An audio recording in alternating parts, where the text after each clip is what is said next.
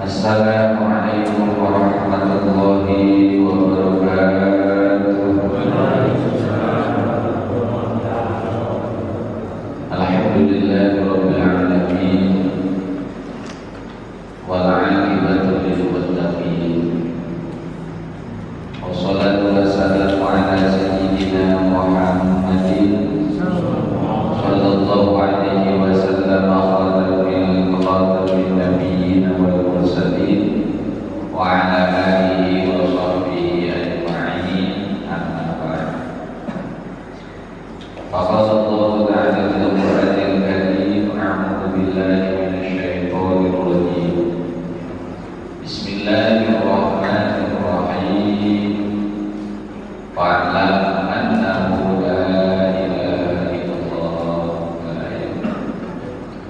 wa qala Rasulullah sallallahu alaihi wasallam, alaikum bi sunnati wa sunnati khulafa'ir rasyidin. Al-hadis. Wa qala aydan ittabi'u as-siwadil haqq. Sadaqallahul azim wa balagha rasulun nabiyyul habib. Wa nahnu ala dzalika minasyahidin wa syakirin. Walhamdulillahi rabbil alamin. Hadirin hadirat jamaah kaum muslimin wa muslimat, jamaah majelis taklim Masjid Jami' Al-Muttaqin yang insyaallah dirahmati dan diberkahkan Allah Subhanahu wa taala. Alhamdulillahirabbil alamin. Pada kesempatan kali ini alhamdulillah kita semua dalam keadaan sehat walafiat, dan juga alhamdulillah masih dalam keadaan iman dan Islam, dan mudah-mudahan ditetapkan kedua nikmat tersebut bagi kita ila yaumil qiyamah. Amin ya rabbal alamin. Dan juga alhamdulillah pada malam hari ini pun kita masih diberikan kesempatan oleh Allah untuk senantiasa melaksanakan salah satu perintah Allah Subhanahu wa taala, yakni belajar ilmu agama, belajar tentang tauhid, belajar tentang akidah. Mudah-mudahan dengan wasilah kita menuntut ilmu agama, mudah-mudahan oleh Allah Subhanahu wa taala kita bisa istiqomah dalam ibadah kepada Allah, dan juga yang terpenting kita mati dalam keadaan husnul khatimah. Amin ya rabbal alamin. Kenapa kita perlu ngaji? Kenapa ngaji itu diwajibkan? Belajar ilmu agama. Kenapa kita harus berguru? Karena tanpa guru kita tidak bisa mengetahui agama. Tanpa guru kita tidak bisa mengetahui perintah dan juga larangan Allah Subhanahu wa taala. Karena belajar ilmu agama itu tidak boleh sendiri. Belajar ilmu agama itu harus berdasarkan riwayat, harus berdasarkan sanad, harus berdasarkan guru. Karena dengan bimbingan guru lah kita mengetahui tentang hukum Allah dan Rasulnya. Karena dengan bimbingan guru maka kita mengetahui tentang kewajiban-kewajiban yang harus kita laksanakan, dan juga larangan-larangan Allah dan Rasulnya yang harus kita tinggalkan. Karena ketika kita belajar sendiri tentang agama, maka yang ada adalah akal dan pikiran dan pemahaman kita sendiri. Ketika kita belajar buku sendiri, maka ketika ada kesalahpahaman di dalam pikiran kita, maka tidak ada yang menegur bahwa soal apa itulah benar, padahal belum tentu. Nah sekarang ini banyak sekali orang belajar sendiri tentang ilmu agama yang akhirnya kemudian terjerumus ke jurang kekufuran. Salah-salah nanti kemudian dipikirkan sendiri, padahal pikirannya belum nyampe ke situ. Akhirnya kemudian dipikirkan pemahaman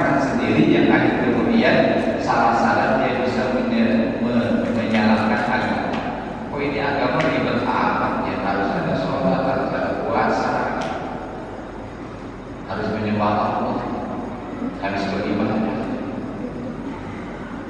Yang ada nanti hari kemudian alhamdulillah min dzalik bisa sampai akhir. Ini kok ribet amat sih nyembah kepada Allah harus begini harus begini. Ya ini bahayanya kalau belajar sendiri.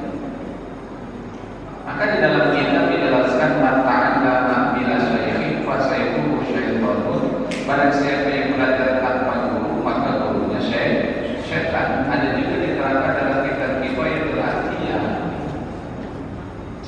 ya. Man kana kitabuhu syai'un fa syai'uhu syai'un. Jadi ada dua pendapat ulama. Barang siapa yang belajar tanpa guru maka gurunya syaitan. Barang siapa yang kitabnya bukunya itu menjadi gurunya maka gurunya setan. Jadi dalam artian kata ketika ada kesalahan tidak ada yang menuntut, tidak ada yang membetul. Bagaimana kita bisa mengetahui sholatnya Kanjeng Nabi? Bagaimana kita bisa mengetahui puasanya Kanjeng Nabi? Bagaimana kita bisa mengetahui bacaan Al-Qur'annya Kanjeng Nabi kalau tanpa ada riwayat? Karena jelas Kanjeng Nabi menjelaskan kepada kita, menerangkan kepada kita suatu kamar ra'aitumuni usolli salat kalian sebagaimana kalian mengetahui sholat. Dari mana kita mengetahui sholatnya Kanjeng Nabi kalau tanpa ada bimbingan? Maka guru kita lah yang membimbing kita. Gurunya dari gurunya dari gurunya dari guru-gurunya sampailah kepada yang empat, sampailah ke sahabat, sampailah kepada Kanjeng. Maka belajar ilmu agama itu harus bersama. Karena agama berdasarkan riwayat. Nah, secara tidak langsung apa-apa ya bersama kepada gurunya mengajarkan. Walaupun sekarang tidak formal, tidak ada ijazah satu guru yang tidak diberikan, ada syaratnya dari guru guru sampai ke bawah. Walaupun secara tidak langsung, tapi ketika kita belajar ilmu agama ya dengan guru, maka kita bersambung sanad kita kepada guru tersebut dan bersambung kepada Rasulullah SAW. Berarti belajar ilmu agama tidak boleh secara otodidak, tidak bisa. Karena yang ada paham sendiri. Apalagi kalau sudah menyambut ke Tuhan. Kalau salah dalam masalah ke Tuhan bisa kufur hukumnya. Atau salah dalam ilmu fikih bisa fasik. Nah, zaman sekarang ini orang banyak mengatakan bahwa sudah kita kembali saja kepada Al-Quran, kita kembali saja kepada hadis. Gak perlu dengan ulama itu manusia dan gak maksud, tidak luput daripada salah dan dosa. Kan ada kan orang seperti itu. Ngapain kita bermazhab mazhab gitu kan? Ngapain kita pakai mazhab Syafi'i, mazhab Hanafi, Maliki, Hambali, atau kita berfaham Asy'ari ataupun Maturidiyah? Sudah langsung saja kepada Al-Quran, langsung saja kepada hadis Kanjeng Nabi. Emang mudah. Karena semua orang itu tidak sama. Dalam akalnya tidak sama, otak sama, tetapi akal kemampuan untuk menggali hukum itu tidak sama. Nah, kalau masing-masing otak semua juga punya otak. Bahkan binatang punya otak. Ayam kalau kita belah ada otaknya. Kambing kalau kita belah kepalanya ada otaknya. Ya, bahkan ada makanan namanya ini adalah makanan otak-otak. Jadi kalau kita makan nilai sehat itu biasanya sudah ada makanan pembuka itu otak-otak. Ya kan? Bahkan udang saja ada otaknya. Cuman yang tertuduh itu yang kasihan otak udang. Udang itu tersangka dan tertuduh terhadap seseorang yang bodoh misalkan. Jadi kalau orang bodoh biasa dikatakan otak udang. Padahal belum tentu udang itu pintar gitu. Bodoh gitu maksudnya. Tapi kalau orang yang idiot biasanya otak udang.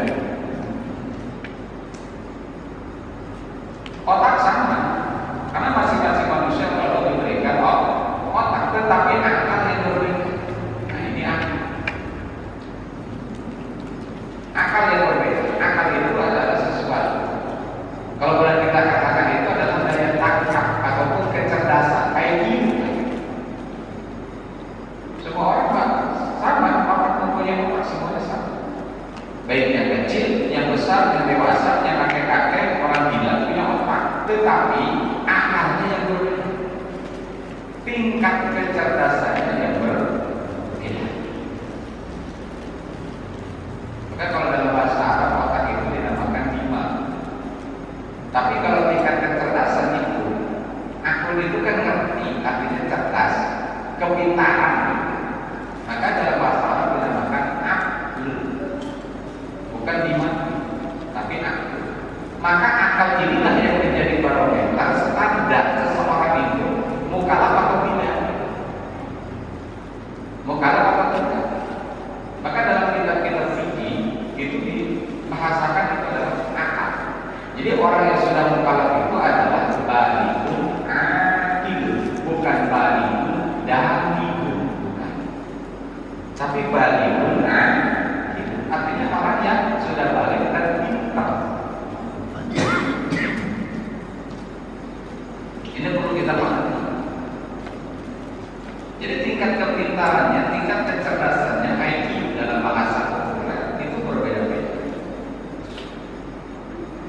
Karena akal manusia itu berbeda-beda. Otaknya sama, tapi akalnya berbeda. Ada tingkatan-tingkatan seperti begini. Ada tingkatan akalnya, IQ-nya paling rendah. Ada yang agak tinggi, ada yang agak tinggi, ada yang agak tinggi, ada yang tertinggi. Maka ketika otak kita ataupun akal kita tidak bisa menggali hukum yang ada di dalam Al-Quran dan Hadis, maka enak bagi kita cukup taklid mengikuti orang yang pintar, cukup mengikuti orang yang mampu mengeluarkan hukum itu, memahami hukum-hukum yang terkandung yang tersurat dan tersirat di dalam Al-Quran dan Hadis. Cukup.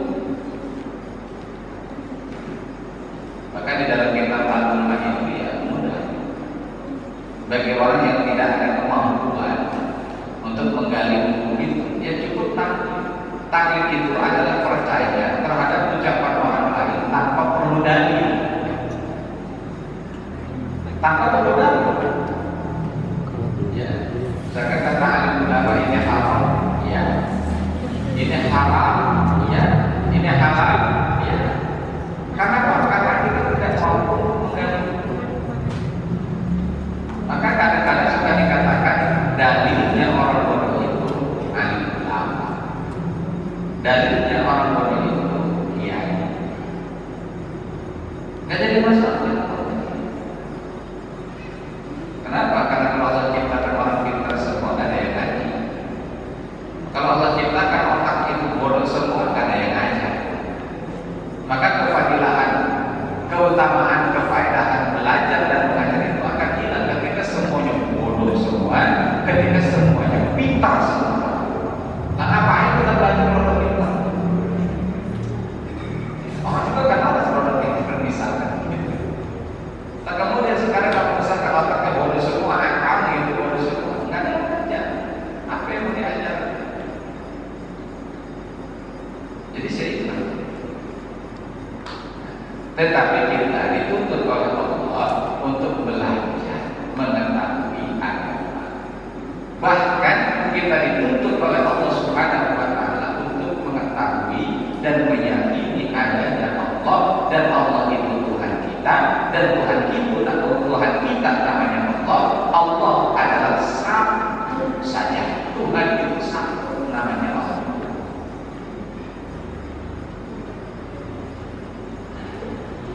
Kenapa di dalam Al-Quran kita memakai bahasa fakla? Annahu la ilaha illallah. Fa'lam itu bil amal dari sebelah situ jauh. Ya, sebelah situ jauh. Bab keempat. Bab pertama Nasrani yang suruh. Bab yang kedua Darba yang dulu. Bab yang ketiga Fathah yang tahu. Bab keempat alimah yang tahu. Alimah ya'lamu ilman, alima ilman, maknaman fahuwa alimun, walaka ma'lum i'lam. La ta'lam maknamun mi'lam. Dari kata alimah itu adalah mengetahui. Alimah perlu ikimo,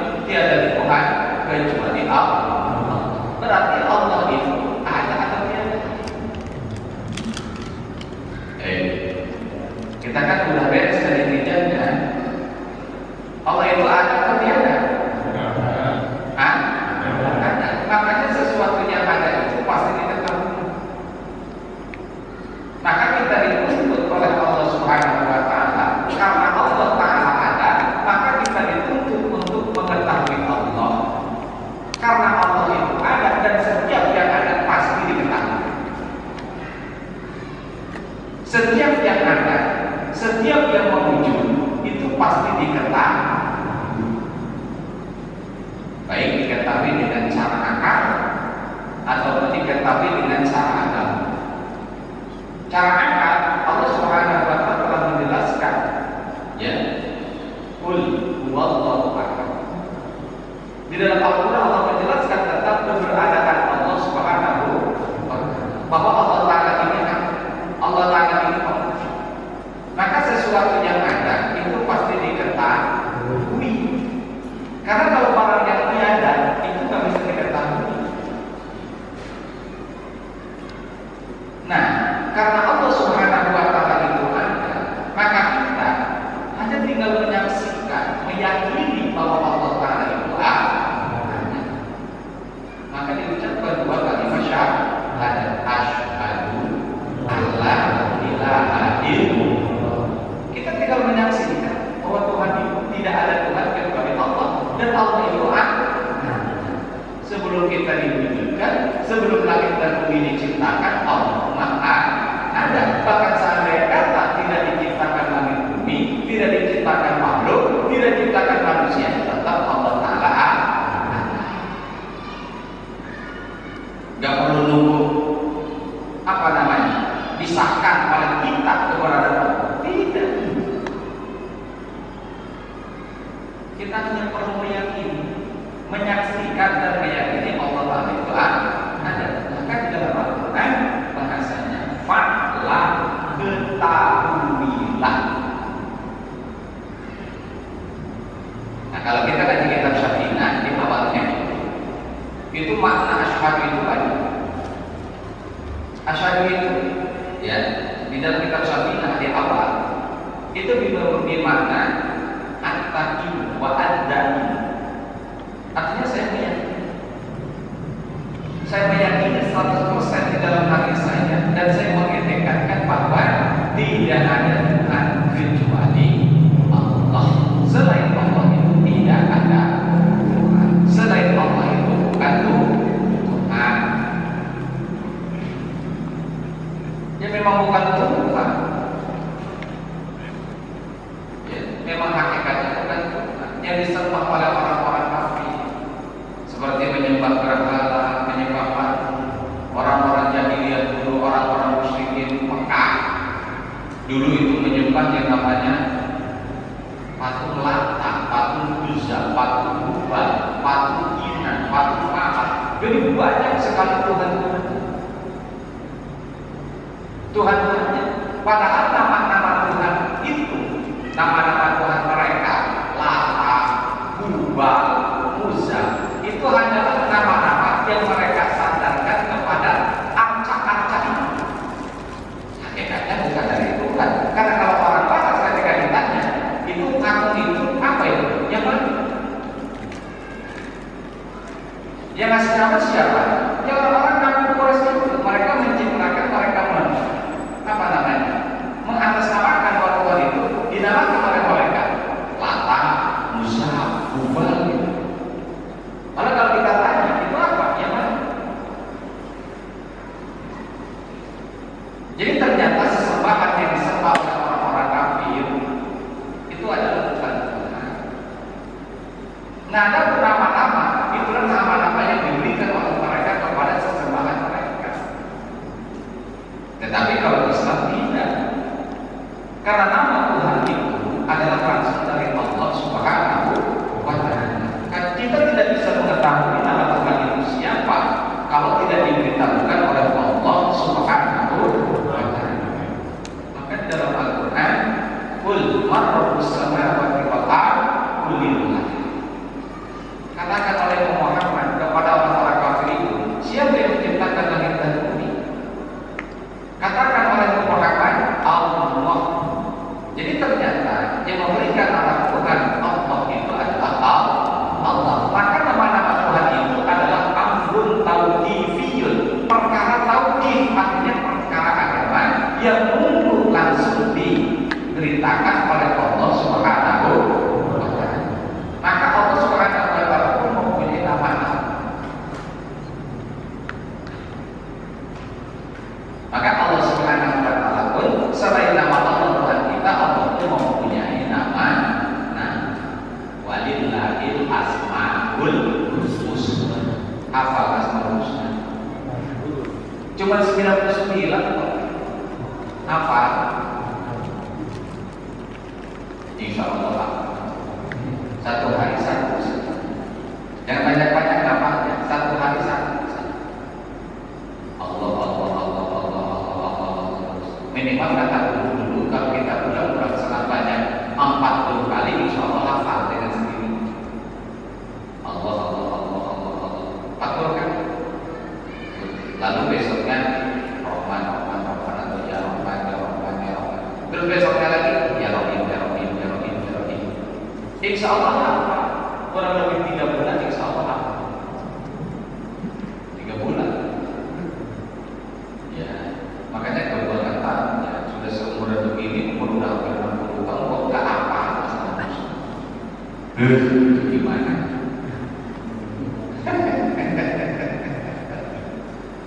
Kita lebih hafal lagi. 100 hadis kita hafal, 100 pemain bola kita hafal, 100 klub kita hafal. Ya, cobalah semua itu sudah dihafal.